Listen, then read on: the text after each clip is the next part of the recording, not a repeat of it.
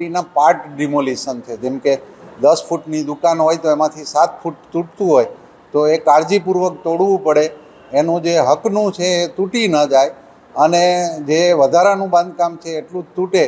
એવી કાળજી રાખીને અમારી ટીમો કામ કરી રહી છે અને આગામી 1 કલાકમાં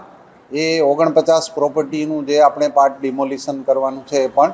પૂર્ણ કરવામાં આવશે. કાલે સાંજની પ્રેસ કોન્ફરન્સમાં મેં કીધેલું એ પ્રમાણે જે આજે બાકી રહી ગયેલા એ ખૂબ પાકા અને મોટા મકાનો હતા.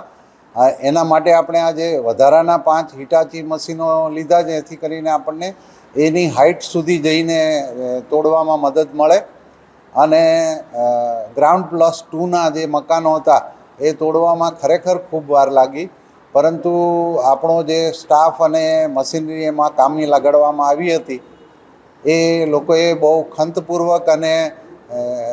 ચોકસાઈપૂર્વક એ બધું કામ પૂરું કર્યું. એટલે કોઈ પણ જાતના અનિચ્છનીય બનાવ વિના આપણે આ કામગીરી પૂર્ણ કરવા ભણી આપણા આયોજન મુજબ જઈ રહ્યા છીએ અને આગામી 1 કલાકમાં બાકીની 49 પ્રોપર્ટીનું ડિમોલિશન પૂર્ણ કરવામાં આવશે. ત્યારે અમે કાટમાળ હટાવવા માટે પેરેલલી ગઈકાલે પણ 1000 મેટ્રિક ટનથી વધારે કાટમાળ હટાવી દીધો હતો અને આજે પણ અમે સાંજે 6 વાગ્યા સુધીમાં 2500 મેટ્રિક ટન જેટલો કાટમાળ હટાવી દઈશું.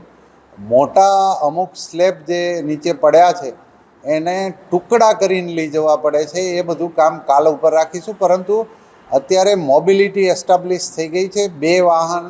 સરળતાથી આ ટીપી રોડ ઉપર પસાર થઈ શકે એટલી જગ્યા કરી દેવામાં આવી છે. આપણા જે ડિમોલિશન વર્કમાંથી સ્પેર પડેલા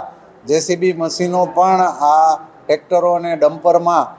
કાટમાળ ભરવાની કામગીરીમાં જોતરાઈ ગયા છે અને એના કારણે ઘણો બધો કાટમાળ આજે જ ડમ્પ સાઇટ ઉપર નાખી દેવામાં આવ્યો છે અને આવતીકાલે અમને આશા છે કે સાંજ સુધીમાં સંપૂર્ણ એરિયામાંથી કાટમાળ આપણે હટાવી શકીશું. આમાં ટ્રેક્ટર તાત્કાલિક ફેરો કરીને પરત આવે એના માટે આપણે દેવપુરામાં એક ખાનગી પ્લોટ માલિકને સંમતિથી ત્યાં નાખીએ છીએ અને ત્યાંથી આપણી સોલિડ વેસ્ટ મેનેજમેન્ટ શાખાના ડમ્પરોમાં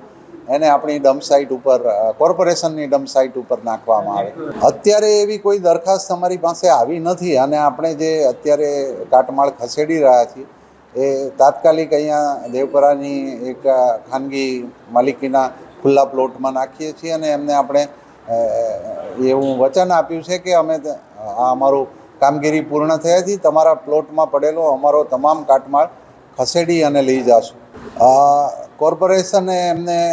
કોઈ એવું પ્રોમિસ નથી આપ્યું કે તમને એકોમોડેશન આપવામાં આવશે. એમને સામાન શિફ્ટિંગ કરવા માટે આગલા 2 દિવસ માટે આપણે ટ્રેક્ટરોની વ્યવસ્થા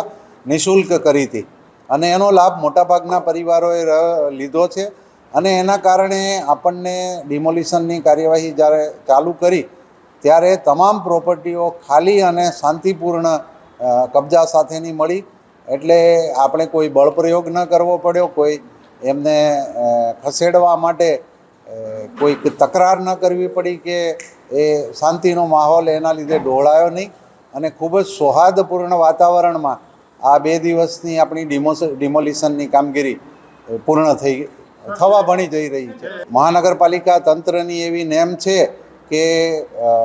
શક્ય હશે તો સોમવારે જ આપણે એનું ખાતમુહૂર્ત કરવા જઈ રહ્યા છીએ.